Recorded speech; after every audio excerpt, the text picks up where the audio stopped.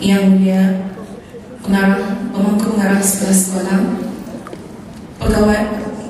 Pemangku Pegawai Tugas-Tugas Khas Kanan Bagian Pendidikan Rendah, Pengarah Pembentang Kertas Kerja Jemputan, Pegawai Kanan Kementerian Pendidikan, rakan-rakan pemimpin, dan hadirin sekalian.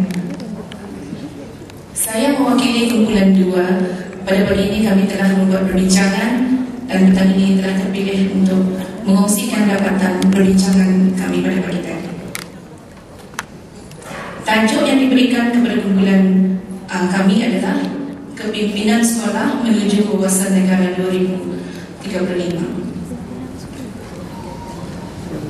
Kumpulan kami diberi tugasan bagi membincangkan dapatan, pelaksanaan, sumber kekuatan, cabaran dan juga cadangan. Bagi dapatan, kumpulan 2 bersetuju bahawa pemimpin yang efektif hendaklah menunjukkan 8 common effective traits ataupun 8 karakteristik utama. Yang pertama, memastikan main bisnes sekolah berfokus ke arah aktiviti pengajaran dan pembelajaran. Kedua, visi dan misi sekolah hendaklah jelas kepada setiap warga sekolah ataupun kepada setiap stakeholders. Yang ketiga, menerapkan tahap pengajaran dan pembelajaran yang tinggi dan dapat dicapai. Seterusnya, yang keempat adalah menunjukkan halat tuju yang jelas dalam memantau perkembangan murid, kemudian memperuntukkan masa untuk berada di kelas dan bersikap terbuka. Jadi adalah penting bagi kita sebagai pembimbing sekolah meluangkan masa tadi untuk bersama murid-murid di kelas, membuat observation ataupun pemantauan kerja guru di sekolah. Dan yang keenam, mewujudkan persekitaran yang berbaksikan kepada kepercayaan dan kerjasama.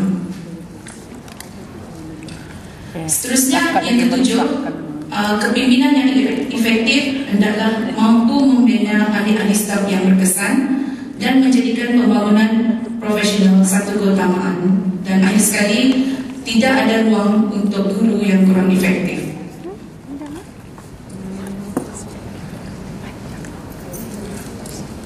Untuk mendukung wawasan negara 2035 bagi pelaksanaan, pemimpin sekolah dalam memastikan keadaan sekolah dan persekitarannya selamat dan teratur.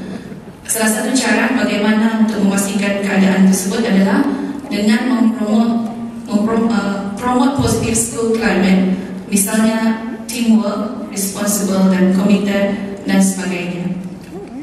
Kedua, misi dan visi hendaklah jelas, terarah dan dapat memotivasikan setiap stakeholders dan juga difahami oleh setiap warga sekolah, so that everybody is in the same boat. Dan ada yang arahnya arah lain, jadi semua warga sekolah, semua stakeholders menuju ke arah yang sama. Ketiga, memastikan penglibatan stakeholders dalam mencapai misi dan visi sekolah.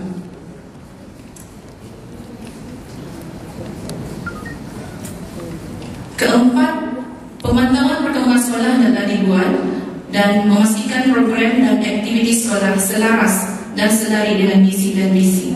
Jadi, pemimpin-pemimpin sekolah hendaklah memfokuskan bukan sahaja kepada kepimpinan tetapi juga kepada pengurusan sekolah. Kelima, fokus kepada instructional performance. Caranya, kumpulan kami bersetuju ada 3 strategi yang boleh dibuat untuk memfokus kepada instructional performance. Modeling adalah penting bagi pemimpin menjadi role model kepada warga sekolah. Monitoring dan hendaklah selalu melaksanakan professional dialog dan juga discussion bersama guru-guru. Keenam, ekspektasi yang tinggi terhadap pencapaian murid dan perkembangan staf dilaksanakan secara berterusan yang berbentuk kreatif, inovatif dan kompetitif. Perbincangan kami yang ketiga mengenai sumber dan kekuatan. Pemimpin sekolah hendaklah berpaksikan kepada falsafah Melayu Islam Beraja. Kedua, sokongan daripada Ministry of Education sendiri dengan menyediakan kursus-kursus intensif dan meningkatkan kemahiran, menggunakan tenaga guru-guru yang mahir tuan, ibu bapa dan guru, stakeholders dan community, maximizing the available resources, dan juga non-government organization.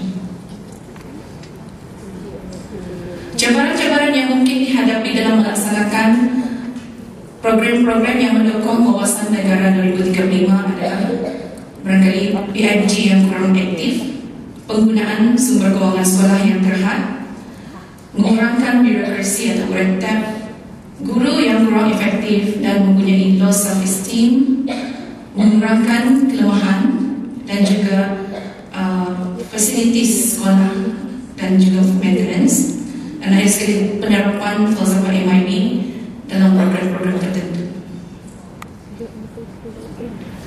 Dan kumpulan 2 juga membuat beberapa cadangan untuk mendukung atau pimpinan sekolah kewawasan negara 2035, networking, bukan saja dengan sekolah-sekolah di dalam negeri tapi juga di luar negara, pengantarbangsaan, sekolah-sekolah adalah pemimpin-pemimpin sekolah adalah cuba untuk initiate dia only di peringkat antarabangsa, dare to take risk, insentif, kewangan kepada pemimpin-pemimpin sekolah yang menunjukkan prestasi yang tinggi, dan bukan saja mungkin bukan kepada pemimpin saja dan juga diberikan kepada sekolah-sekolah, prasarana atau infrastruktur sekolah yang selari dengan perkembangan teknologi semasa, dan akhir sekali penanda aras yang boleh digunakan untuk mengiktiraf sekolah-sekolah secara antarabangsa, dan contoh yang boleh digunakan di sini adalah quality management system. Akhir sekali saya ingin mengungsikan this quote from Greenfield 1985 sebagai penutup presentation saya pada petang ini. Anyone who is aspiring to be a successful leader had better have a strong commitment to work, more passionate about their work, clearer about what they seek to accomplish, and more aggressive in searching for understanding that lead to improved schooling. Sekian, terima kasih. Assalamualaikum warahmatullahi wabarakatuh.